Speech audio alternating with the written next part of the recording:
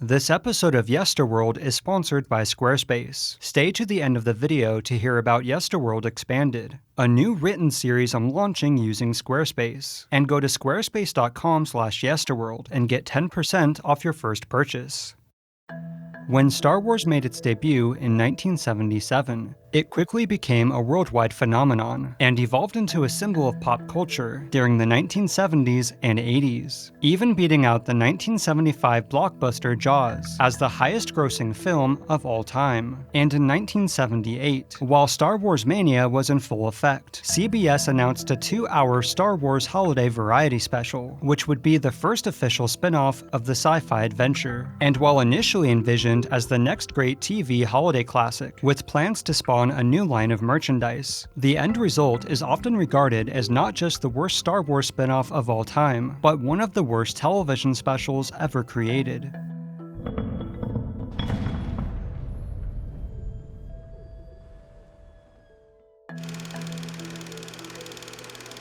It's Luke Skywalker. Did you bring the Force? You better believe it. The Los Angeles Police Force. Adapting Star Wars for television in a variety-style format wasn't a new concept, as several other popular shows at the time included Star Wars-themed segments and bits, which in turn boosted the film's ticket sales massive numbers even further. So when Star Wars director George Lucas and the film's distributor were pitched this holiday special idea, they immediately saw it as a win-win scenario, as it could help keep the momentum going for the sci-fi adventure until the release of The Empire Strikes Back, and could also reach a wider national audience, while offering a chance to produce a new line of merchandise based on the special's new characters. The Star Wars Early Bird Certificate Package, new from Kenner. So development went ahead, with George Lucas deciding to recycle one of his abandoned ideas from Star Wars A New Hope, in which, according to a 1980 interview, the film would have began on the planet of Kashyyyk, in the home of a family of Wookiees, with the story of Star Wars being told to a Wookiee child by his parents. And by late May, the initial story treatment was completed, which centered around Chewbacca's family on the Wookiee homeworld of Kashyyyk, which had been chosen to host that year's annual galactic celebration of Life Day, and a plot involving the search for Chewie's son Lumpy after he wanders away from home, and the Imperials trying to sabotage a starship on its way to the celebration, containing Wookiee representatives from all over the planets. And aside from cameos and a small number of variety show elements, the special would also include an animated segment tied into the plot, featuring the first on-screen appearance of Boba Fett, who had evolved from an early concept of Darth Vader as a bounty hunter, and the Stormtrooper's signature black and white color scheme. The concept of Boba now is going to be a multicolored fellow. They're going to actually have different colors, basically blue and green, sort of light, muted colors. After the initial concept and outline was created, despite earlier reports, Lucas had very little involvement beyond the initial treatment and character backgrounds, as he was deeply involved with the pre-production of the Star Wars sequel, The Empire Strikes Back. And it's from here where the once promising Star Wars special turned to the dark side, as by the fourth draft of the script, with the exception of revolving around Chewbacca's family and the celebration of Life Day, practically every aspect of the story had been changed and reworked by a number of additional writers, making it less a Star Wars story with variety show elements, and into a remarkably unfunny and overlong variety show forced into the Star Wars universe. Come with me. And despite hesitation from the cast of Star Wars, who found the script ridiculous, with convincing from George Lucas and contractual obligations, they reluctantly agreed, and filming of the Star Wars special began in July of 1978, and was the most expensive television production at the time, with a budget of a little over $1 million. And despite a few hiccups, which included the loss of the film's initial director, fainting costumed actors due to a lack of oxygen, and having to place Wookiee extras under red cloaks, as there was no budget for full Wookiee costumes. Filming went according to schedule, and was wrapped a little over a month later. Cut! Perfect! Jump ahead to the days leading up to the Star Wars Holiday Special's November 17th airing, as while the initially planned new line of merchandise never went beyond prototypes, Boba Fett was revealed during a parade a few months prior, and there was plenty of hype for the first official spin-off of Star Wars, which included various forms of print and television advertisements, and was anticipated to become an annual holiday airing by CBS. And when the show finally aired the Friday before Thanksgiving, nearly 13 million people tuned in to watch the Star Wars holiday special, but as they soon found out, this would be one of the most bizarre television viewing experiences imaginable. From the opening titles alone, you know you're in for an interesting time, as it consists of bizarre teases and phrasing that would make any viewer watching in 1978 do a double take. That's it, I'm turning back. I know your family's waiting. I know it's an important day. Titles aside, the special began normal enough, with Han Solo and Chewbacca attempting to get to the Wookiee homeworld of Kashyyyk in time for the Life Day celebration. The Star Wars Holiday Special. From here, we're introduced to the returning cast of Star Wars, as well as Chewie's family, which includes some of the creepiest looking Wookiees ever put on screen, as well as the other special guests of this holiday special.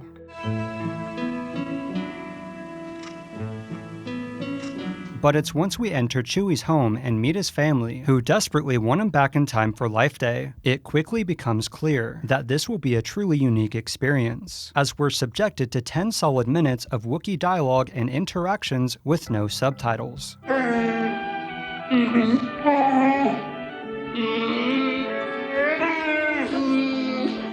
Including a projected acrobatic sequence that only adds to its unusualness.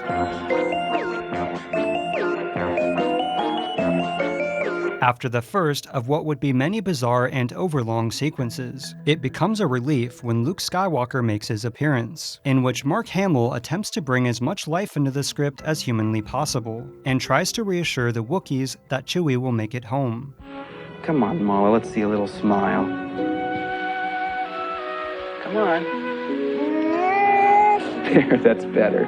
The story then continues with an introduction to Sondan, a local trader whose role was expanded from the initial treatment, in order to bridge the gap between the long periods of Wookiee speech. You're wondering when that shaggy carpet you ordered will arrive at your home. And unfortunately, also serves as a source of the writer's many attempts at humor. Besides shaving and hair trimming, it's guaranteed to lift stains off clothing, faces, and hands.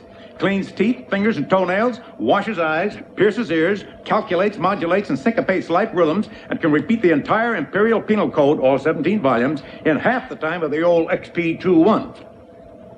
Just the thing to keep you squeaky clean. We then get a cameo from Darth Vader, who orders search efforts to be made to seek out members of the Rebel Alliance, in the only cameo that ties directly into the plot. But perhaps feeling that the story was becoming too traditional, from there we're treated to a cringy comedy sketch involving Mama Wookiee and a cooking show. Sir whip, whip, whip, sir beat, sir whip, whip, sir beat. And after checking in on Han and Chewie still trying to outrun the Imperials, Sondan arrives to the Wookiee household to bring gifts, and reassure the family that Chewie will make it home. Why all the long, hairy faces? I made it through the Imperial Patrol tonight. If I made it, Chewie and Han will. And in a bit of foreshadowing that features the longest on-screen opening of a box.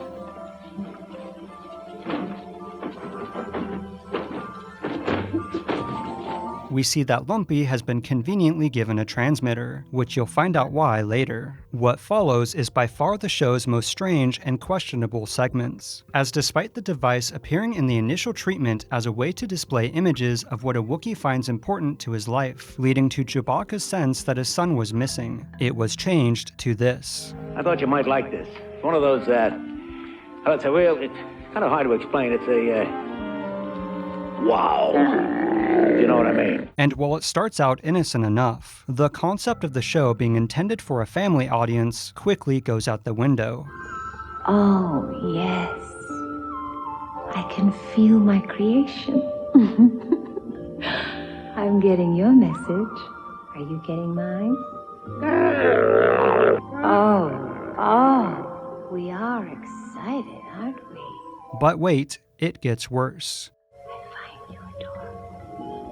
I'll tell you a secret. I find you adorable. I find you adorable. I find you adorable. And evolves into a musical number.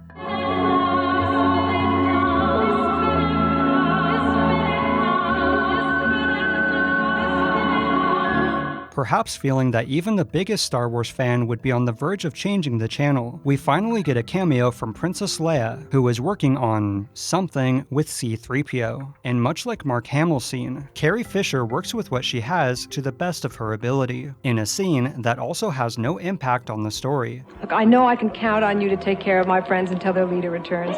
You'll do that for me, won't you? Yes, indeed, ma'am. That's what I'm here for. The plot finally moves forward, as we see that Han and Chewie have successfully made it to Kashyyyk, in which the two share a special moment. Did I ever let you down? I feel the same way about you too, pal, and your family. Unfortunately, while the family hears the sound of a ship landing thinking it's the duo, it turns out to be Imperial soldiers, with the officer demanding the house to be searched for a possible member of the Rebel Alliance. And we are again subjected to the writer's attempt at humor. Your identification? I said... Your identification? Oh, identification, yes.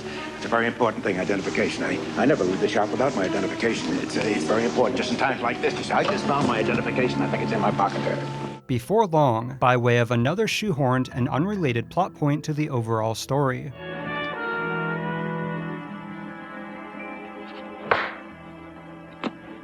Will you get on with it? We get another forced, but thankfully halfway decent musical performance, which in the initial treatment would have been used earlier, and spared you from this. I am your pleasure. This is our me together. One musical performance into an already overstuffed mess later, the Imperials bring everyone but the young Wookiee to search upstairs, with the officer again giving what can only be an attempt at developing a trademark for future holiday specials. We don't want to have to hurt anyone. It's very important. All right. Finish the search of the residence. Finally, we get one of the show's highlights, a two-part animated story, in which the cast of Star Wars voice their own characters, featuring the debut of Boba Fett. I have made contact with the rebels, and all is proceeding as you wish, Darth Vader. What is it now? After the Imperials finish searching upstairs, the officer cynically makes a point that they trashed the young Wookiee's room, so Lumpy does some cleaning, and unknown to the Imperials, or the audience, gets an idea, and begins watching a painfully long and painfully unfunny instructional video. This is the first thing you'll need. Please be careful not to hurt yourself on the sharp edges. Ow.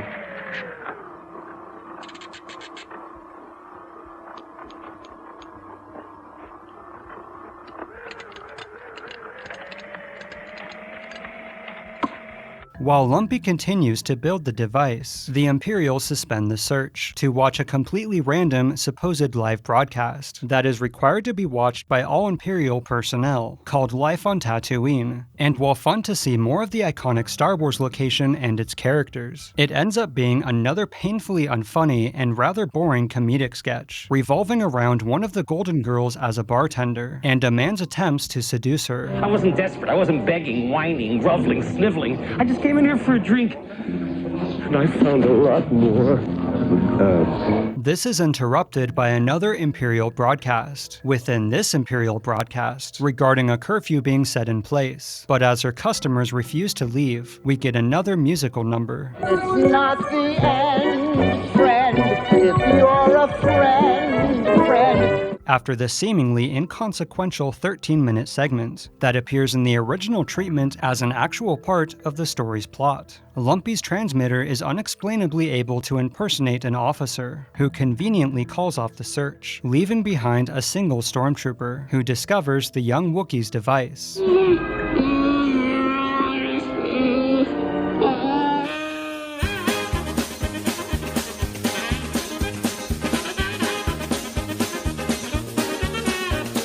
One hilariously awkward chase sequence later, Chewbacca and Han arrive just in time to save the day, and give us the Star Wars traditional Wilhelm scream.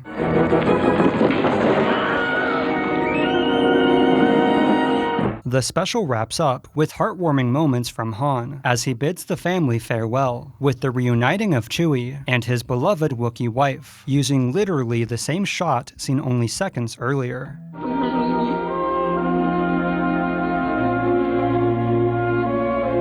After yet another unintentionally cringy attempt at tugging on the heartstrings, we get a final appearance of Sondan, who reports the stormtrooper robbed them and took off. But rather than corroborate the story with the Imperial leader, somehow this is enough to convince him. We then finally get to witness the Life Day celebration, which makes about as much sense as anything you would expect at this point, as while the gathering was explained through exposition in the original treatment, the writers felt the time better spent for moments like this. We can have a good time, can't we? We also get a final reuniting of the cast of Star Wars, in which you can actually see Harrison Ford look off screen for his lines, with a delivery about as wooden as his days as a carpenter. All of you are an important part of my life, pal. I'm glad I could be here. Thankfully, Carrie Fisher owns the over-sentimental script, and delivers a legitimately, while a bit corny, relevant and heartwarming speech. No matter how different we appear, we're all the same in our struggle against the powers of evil and darkness. And as a rumored part of the reason she agreed to do the show, Carrie Fisher gives by far the best musical performance of the entire program. We celebrate a day of peace, a day of harmony. Chewie then reflects on the events from A New Hope, and the holiday special ends with the Wookiee family gathered together to enjoy their Life Day meal. After the holiday special aired, while it garnered some positivity, it was mostly met with strong dislike from Star Wars fans, critics, and the public alike. And despite initial plans, its November 17th original airing is the only one it has ever been given. It all started in 1978 when I let people make a Star Wars TV special without me. The holiday special, I remember. It came out so bad! I hate it! I hate it! I hate it! I hate it! George? Unsurprisingly, the special was never officially released, with only some loosely related pieces of merchandise ever being produced. And aside from the countless number of bootlegged versions made from the original 1978 airing, few, if any, legitimate copies exist outside the original print, which has only been screened for a handful of private audiences, with the cartoon portion featuring Boba Fett being the only part of the Star Wars holiday special to be officially released. George won't let anyone have it. But I did the voiceover for some of the, the Star Wars discs or whatever. Right. So I made it a condition that he would give me the Star Wars Christmas special. At the end of the day, those involved do what they can with the script, and it's obvious that the show could have benefited from less cooks in the creative kitchen. And while it's easy to write off the first Star Wars spin-off as a travesty, or one of the worst television productions ever made, in more than one instance, the holiday special had an influence on future Star Wars films and higher quality spin-offs, with its legacy now being solidified into pop culture. Have you seen it? Have you lately? No, I was there, man. I didn't have to see it. For some, it's a guilty pleasure, whether as so bad it's good, or genuine affection for its ambitiousness and attempt at expanding the Star Wars universe. So for better or worse, the Star Wars Holiday Special continues to remain a source of entertainment and nostalgia. Thank you all so much for watching. I wanted to quickly talk about creating the new Yesterworld expanded series, exclusive to the Yesterworld website. When doing research for my videos, I often come across more information and story elements than I know what to do with. And as many of you have expressed an interest in learning even more about these subjects, I had an idea to bring this deeper dive to the Yesterworld website by creating expanded article versions of my videos. But as I'd only ever used Squarespace to showcase my video content, I needed some help. So with their 24/7 year-round support and real-time chat, I was pointed towards some guides and tutorials to help me get the formatting style I wanted, and made me realize that Squarespace can do more than just showcase your work. It can be an extension of your passion or hobby, no matter what it may be. So if you want to bring a project of your own to life, try Squarespace for yourself. And go to squarespace.com/yesterworld to start your free trial, and you'll save 10% off your first purchase. So what about you? Have you seen the Star Wars Holiday Special for yourself? I'd love to hear your thoughts, opinions, or memories down below. Thanks for watching. Like, retweet, and share, and I'll see you next time.